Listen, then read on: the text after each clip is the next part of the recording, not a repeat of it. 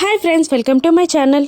ఈరోజటి episode చాలా ఇంట్రెస్టింగ్గా ఉందండి. వీడియోని ఎక్కడ స్కిప్ చేయకుండా ఎండ్ వరకు చూసేయండి. ఛానల్ని సబ్స్క్రైబ్ చేసుకోవడం మాత్రం మర్చిపోద్దు. ఇక ఆరు ఆ ఘోర గీసిన గీతని దాటడానికి చాలా ప్రయత్నిస్తూ ఉంటుంది. ఇక చిత్రగుప్తుల వారు ఇలా అంటూ ఉంటారు ఆరుని, ఏంటి ఆ రేఖని దాటడం నీ వల్ల కాదు, ఎందుకు ఈ వృధా ప్రయాస? అయినా లోపలికి వెళ్ళి నువ్వేం చేస్తావు? మీ ఆయనతో మనోహరి గురించి చెప్పి నిరూపించే ఆధారాలు నీ దగ్గర లేవు కదా, మరి ఎందుకు నీ వృధా ప్రయాస అని అంటూ ఉంటాడు చిత్రగుప్తుల వారు. అప్పుడు ఆరు, నాకు అంత సమయం లేదు, అంత ఓపిక లేదు అని అనేస్తుంది. మరి ఏం చేస్తావు అని అతను అడుగుతూ ఉండగా, ఇక భాగ్య మెడలో తాళి కట్టించేస్తాను అని నోరు జారి చెప్పేస్తుంది ఆరు. అప్పుడు చిత్రగుప్తుల వారు కూడా షాక్ అవుతూ ఉంటారు. ఏంటి అలా ఎలా చేస్తావు నువ్వు?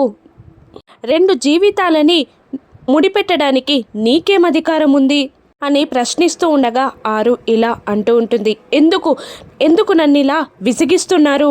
నా అన్ని ప్రశ్నలకి సమాధానం భాగ్య అంటే మీరు ఒప్పుకోరు. నేను చనిపోకముందే వాళ్ళ దారులు కలిశాయి, వాళ్ళు ఒకరికి ఒకరు ఎదురుపడ్డారు. ఇక మిస్సమ్మ నాన్నగారి ఆరోగ్యానికి మా ఆయన సంతకంతో ఆ దేవుడు ఎందుకు ముడిపెట్టాడు? ఎందుకంటే వాళ్ళిద్దరూ ఎప్పటికైనా కలవవలసిన వాళ్ళే కాబట్టి, ఇది దైవ సంకల్పం కాబట్టి అని అనగానే ఇక చిత్రగుప్తుల వారు నోరు ఎల్లబెట్టేస్తారు. ఇక ఆరు ఇంకా ఆవేశంగా ఇలా అంటూ ఉంటుంది. అందుకే నేను చనిపోయిన వెంటనే నా తాళి భాగ్య దగ్గరికి చేరింది. ఎప్పటికైనా వాళ్ళిద్దరూ ఒకటి కావలసిన వాళ్ళే. ఇప్పుడే మనోహరిని దూరం చేసి భాగ్యని మాయన్ని దగ్గరికి చేస్తాను అని ఆరు అనేస్తుంది. అప్పుడు ఈ గీటని ఎలా దాడతావు అని అడుగుతూ ఉంటాడు చిత్రగుప్తుల వారు. ఎలాగైనా దాడుతాను, ఇన్ని గండాల నుండి దాటి వచ్చిన నేను ఈ గీతని దాటలేనా? దాటుతాను. ఈ గీతని దాటడానికి నాకు ఎవరో ఒకరు సహాయం చేస్తారు. మీరు నన్ను విసిగించకుండా ఊరికనే ఉండండి అని ఆరు తిడుతూ ఉంటుంది ఆయన్ని. మరోవైపు పెళ్లి గుచ్చి ఆలోచిస్తూ అమర్ చాలా బాధపడుతూ ఉంటాడు. మనోహరి మాత్రం చాలా సంతోషిస్తూ ఉంటుంది. ఇక భాగ్య కూడా పెళ్ళిని ఎలా ఆపాలా అని ఆలోచిస్తూ టెన్షన్ పడుతూ ఉంటుంది. మనోహరి గతానికి సంబంధించిన రౌడీలు కూడా అక్కడే మండపంలో కూర్చుంటారు. అతను ఆలోచిస్తూ ఉంటాడు, ఏంటి మనోహరి ఇలా తప్పించుకుందేంటి? ఎన్నేళ్లుగా నిన్ను కోసం వెతుకుతున్నాను మనోహరి, నా మనసుకి నువ్వు ఇక్కడే ఎక్కడ ఉన్నావనిపిస్తుంది అని అంటూ ఉంటాడు ఆ రౌడీ మనసులో. ఇక భాగ్య వల్ల నాన్నగారు రామ్మూర్తి, మంగళ ఇద్దరు ఆటోలో బయలుదేరుతారు. రామ్మూర్తి చాలా టెన్షన్ పడుతూ ఉంటాడు. తన భాగ్య గురించి ఆలోచిస్తూ వస్తూ ఉంటాడు. మరోవైపు ఆరు ఆ గీతని దాటడానికి ట్రై చేస్తూనే ఉంటుంది. ఇంకా చిత్రగుప్తుల వారు ఆరుని ఇలా విసిగిస్తూ ఉంటారు. అవును, ఈ గీతని దాటడానికి నీకు ఎవరు సహాయం చేస్తారు? సహాయం చేసినా కూడా వెళ్ళి నువ్వు ఆ అమ్మాయి శరీరంలో నిలబడతావు, నీకు ఇష్టం వచ్చినట్టు చేయాలి అనుకుంటున్నావు. కానీ మీ వారు ఆ అమ్మాయి మెడలో తాళి ఎందుకు కడతారు, ఎలా కడతారు అని అడుగుతూ ఉంటాడు చిత్రగుప్తుల వారు. ఇంకా పైకి వెళ్దాం పదా, నువ్వు పైకి వెళ్ళడానికి పూల పాన్పు లాంటి బాట వేశాను, వెళ్దాం పదా అని విసిగిస్తుంటాడు చిత్రగుప్తుల వారు ఆరుని. ఇక ఆరు మాత్రం చాలా విసుగ్గా కోపంగా ఆయన్ని తిట్టేస్తూ ఉంటుంది. ఏంటి గుప్తా గారు, ఎప్పటికి వెళ్దాం పదా పదా పదా అని నన్ను చంపేస్తూ ఉంటారు మీరు. ఇప్పుడు ఏ తల్లి కూడా పిల్లలు అపాయంలో ఉంటే పైకి రాలేదు, చనిపోయినా కూడా ఆ పోరాటం చేస్తూనే ఉంటుంది. ఆ కష్టాన్ని వాళ్ళ నుండి దూరం చేయడానికి ట్రై చేస్తుంది. నేను అలాగే చేస్తున్నాను. ఆ మనోహరి నుండి నా కుటుంబాన్ని, పిల్లల్ని కాపాడే వరకు నేను ఎక్కడికి రాను, కాసేపు మీరు నన్ను వదిలేయండి అని చిత్రగుప్తుల వారిని ఆరు తిడుతూ ఉంటుంది. ఇక మరోవైపు అమర్ వల్ల నాన్నగారికి మనోహరి గతం గురించి తెలిసిన రౌడీ ఎదురుపడతాడు. ఏంటి మీ మనోహరికి మీరిచ్చిన సర్ప్రైజ్గా లేనట్టుంది, అంతా డిస్టర్బ్గా కనిపిస్తున్నారు అని ఆ రౌడీని అమర్ వల్ల నాన్నగారు అడగగానే, అయ్యో మేము వెతుకుతూ వచ్చిన మనోహరి ఆ అమ్మాయి కాదు అని అతను చెప్పేస్తాడు. అవునా, మీరు రాంగ్ అడ్రస్కి వచ్చారన్నమాట అని అమర్ వాళ్ళ నాన్నగారు అంటూ ఉండగా, అవును అని చెప్తూ ఉంటాడు ఆ రౌడీ. పోనీ మీ దగ్గర ఏదైనా ఫోటో ఉందా అని అమర్ వాళ్ళ నాన్నగారు అడుగుతూ ఉండగా ఇక ఆ రౌడీ కోపంగా మనోహరి దగ్గరికి వస్తూ మనోహరి ఫోటోని కింద పడేసిన విషయం గుర్తు తెచ్చుకొని అయ్యో ఫోటో లేదు అని అనేస్తాడు. పోనీ ఏదైనా గుర్తులుంటే చెప్పండి అని అమర్ వాళ్ళ నాన్నగారు అడుగుతూ ఉండగా ఇక మనోహరి గుచ్చి చాలా హైట్గా ఉంటుంది, వైట్గా ఉంటుంది, మొక్కు కూడా షార్ప్గా ఉంటుంది, చాలా అందంగా ఉంటుంది అని ఆ రౌడీ అమర్ వాళ్ళ నాన్నగారికి వివరిస్తుండగా అదేంటి అచ్చం మా మనోహరి పోలికలే చెప్తున్నారు మీరు అని అంటూ ఉంటాడు అమర్ వాళ్ళ నాన్నగారు. ఇక ఆ రౌడీ ఇలా అనేస్తాడు, ఏంటి అవునా మరి ఆ రూమ్లో ఉండే అమ్మాయేనా మీరు చెప్పే అమ్మాయి అని ఆ రౌడీ అడుగుతుండగా అవును ఆ అమ్మాయే మనోహరి అని అమర్ వాళ్ళ నాన్నగారు చెప్పేగా మేము వెతికే అమ్మాయి ఆ మనోహరి కాదు అని ఆ రౌడీ చెప్తూ ఉంటాడు. మాదొక చిన్న రిక్వెస్ట్, ఈ పెళ్ళయ్యే వరకు మేము మండపంలోనే ఉండొచ్చా అని రౌడీ అడుగుతుండగా అయ్యో దానికేం భాగ్యం, ఉండండి పెళ్ళి చూసి లంచ్ చేసి మరీ వెళ్ళండి, నేను వెళ్ళి జ్యూస్ పంపిస్తాను అని మర్యాదగా అమర్ వాళ్ళ నాన్నగారు ఆ రౌడీతో చెప్తూ ఉంటారు. ఇక ఆరు చాలా ట్రై చేస్తూ ఉంటుంది ఆ గీతని దాటడానికి. ఇక పిల్లలు బాగి దగ్గరికి వచ్చేస్తారు. ఇక ఏంటి మిస్ అమ్మ ఏదో ఒకటి చెయ్యి ఏదో ఒకటి చెయ్యి అని పిల్లలు అంటూ ఉంటారు. ఇక ఏం చేయాలో అర్థం కావట్లేదు, నేను ఏదో ఒకటి చేస్తాను అని అంటూ ఉంటుంది మిస్ అమ్మ. ఏం చేస్తావు, ఏం చేసి ఈ పెళ్ళిని ఆపుతావు, ఇంతకు ముందే మాకు మాట ఇచ్చావు ఈ పెళ్ళిని ఆపుతానని, కానీ ఆ మాట నీకు గుర్తు రాలేదు గుర్తు లేదు అని అనేస్తున్నావు, ఇప్పుడు మాట్లాడే మాటలు ఇంకా కాసేపు అయ్యాక గుర్తుంటాయని మాకేం తెలుసు, మేమెలా నమ్మడం నిన్ను అని అమ్ము పాప బాగిని అడుగుతూ ఉంటుంది. అవును నేను అదే ఆలోచిస్తున్నా, అసలు మా ఇంట్లో ఉండాల్సిన నేను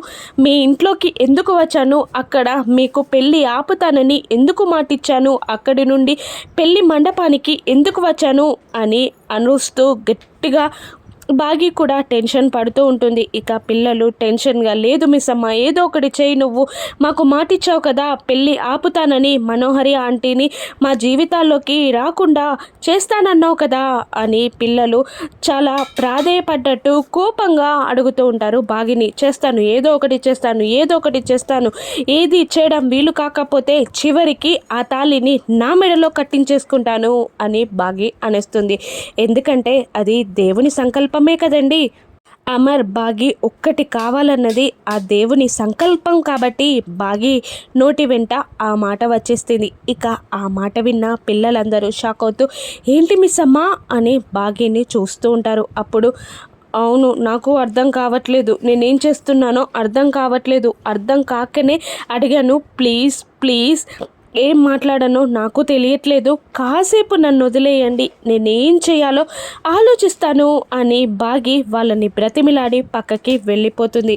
ఇక మంగళ రామ్మూర్తి ఇద్దరు ఆటోలో టెన్షన్ పడుతూ వస్తూ ఉంటారు. ఇక మనోహరి ఇక ఆ పని మనిషి దగ్గరికి వచ్చి లీల ఇలా అంటూ ఉంటుంది, అమ్మ నేను మండపం మొత్తం చూశాను, ఆ రౌడీలు ఎక్కడా లేరు అని అనేస్తూ ఉంటుంది లీల మనోహరితో. మనోహరి చాలా సంతోషపడుతూ ఉంటుంది. ఇక పంతులు గారు ఇలా పిలుస్తూ ఉంటారు అమర్ని, పెళ్లి కొడుకుని తీసుకురండి అని చెప్తూ ఉంటాడు. ఇక రాతోడు వెళ్ళి అమర్ని పెళ్లి పీటల మీదికి రమ్మనగానే ఇక అమర్ చేసేది లేక వస్తూ ఉంటాడు. ఇక పైనుండి ఇదంతా చూస్తున్న లీల మనోహరి చాలా సంతోషంగా ఫీల్ అవుతూ ఉంటారు.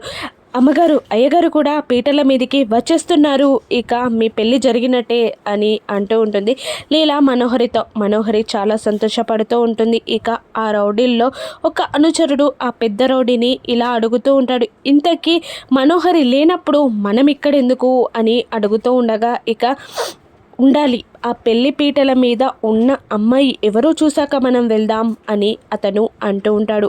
మిస్ అమ్మ కూడా చాలా టెన్షన్ పడుతూ ఉంటుంది, మనసులో ఇలా అనుకుంటూ ఉంటుంది, ఏం చేయాలి, ఏం చేసి ఈ పెళ్ళిని ఆపాలి, ఎలాగైనా పెళ్ళిని ఆపి తీరాలి, ఆయన ముందుకు వెళ్ళి మాట్లాడలోపే ఆయన కళ్ళతో నన్ను కాల్ చేస్తాడు అని అమర్ని చూస్తూ మనసులో అనుకుంటూ ఉంటుంది బాగి. మరోవైపు ఇక రామ్మూర్తి మంగళ అక్కడ దిగగానే రామ్మూర్తి చాలా టెన్షన్గా లోపలికి పరిగెడుతుండగా ఆయాసంతో రొప్పుతూ ఉంటాడు. అప్పుడు మంగళ, నీ బిడ్డ ఎక్కడికి పోదులే, నువ్వు ఇంత పరిగెడితే నువ్వే పైకి పోతావు అని అనేస్తుంది. మంగళ రామ్మూర్తిని, ఏంటే అలా మాట్లాడుతున్నావు, నా బిడ్డ ఇక్కడే ఉంది, ఈరోజు నా బిడ్డ పెళ్ళి, ఏం చేయాలో నాకు అర్థం కావట్లేదు అని అడుగుతూ ఉంటాడు. రామ్మూర్తి, ఏంటి అంత కలలు కనకు, అక్కడుంది ఎవరనుకుంటున్నావు, మనోహరిని దాటి నీ బిడ్డ ఈ పెళ్ళిని చేసుకోవడం సాధ్యం కాదు అని మంగళ రామ్మూర్తితో అంటూ ఉంటుంది. అప్పుడు రామ్మూర్తి, పెళ్ళి కోసం చాలా యుద్ధాలే జరిగాయి, చాలా పోట్లాటలు జరిగాయి, ఆ దేవుడు ఇద్దరిని ముడిపెడితే మాత్రం అది జరిగి తీరుతుంది. కానీ నాకు అర్థం కాని విషయం ఏమిటి అంటే, ఆ బాబుగారికి నా బిడ్డకి ఆ దేవుడు ఎందుకు ముడిపెట్టినట్టు, ఆ బంధం ఏంటి అని రామ్మూర్తి అడుగుతుండగా మంగళ నోరు మిస్ అయి ఇలా అనేస్తుంది. ఎందుకు బంధం ఎందుకు లేదు, బావా మరదల్ల బంధం ఉంది కదా అని మంగళ అనేస్తుంది. రామ్మూర్తి షాక్ అవుతూ ఉంటాడు. ఏంటి, ఏం మాట్లాడుతున్నావు, బావా మరదల్ల బంధం ఏంటి అని రామ్మూర్తి అడుగుతూ ఉండగా, అవును బావా మరదల్ల బంధమే కదా, ఏమీ తెలియనట్టు అలా అడుగుతున్నావేంటి, ఆ బాబుగారి భార్య నీ అని అనేస్తూ మాట ఆపేస్తుంది. అప్పుడు రామ్మూర్తి, ఏంటి ఏంటి ఆ బాబుగారి భార్య నీ అని అంటున్నావు ఏంటి, నా పెద్ద కూతురా అని రామ్మూర్తి అడగ్గా మంగళ తేరుకొని కాదు అనేస్తుంది. ఇక ఏంటి మాట దాటేస్తున్నావు, మాట్లాడట్లేదు, చెప్పు చెప్పు అని మంగళాన్ని రామ్మూర్తి నిలదీస్తూ ఉండగా, ఏం చెప్పాలి, ఏం చెప్పలేదు, ఏం చెప్పను కూడా, అయినా ఆ బాబాగారు నువ్వు ఆయన బంధువి అన్నాడు కదా, అలాగే అన్నాను అని మంగళ మాట మార్చేస్తూ ఉంటుంది. అప్పుడు రామ్మూర్తి, అందుకన్నావా అని అంటూ పరుగులు తీస్తూ ఉంటారు. ఇక మళ్ళీ చిత్రగుప్తుల వారు వ్యధ ప్రయాస బాలిక, వెళ్దాం పదా అని అడుగుతుండగా, ఆగండి గుప్పా గారు అని అంటూ ఉంటుంది ఆరు.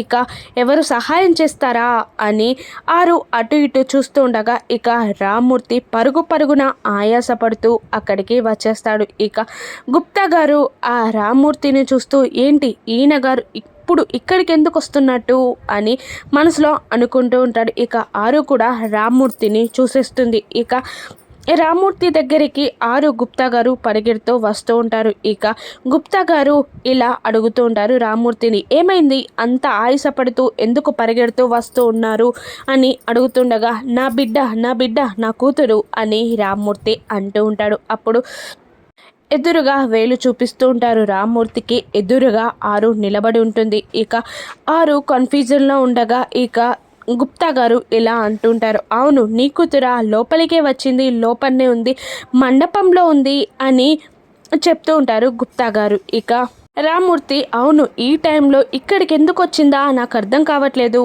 అని రామ్మూర్తి అడుగుతూ ఉంటాడు.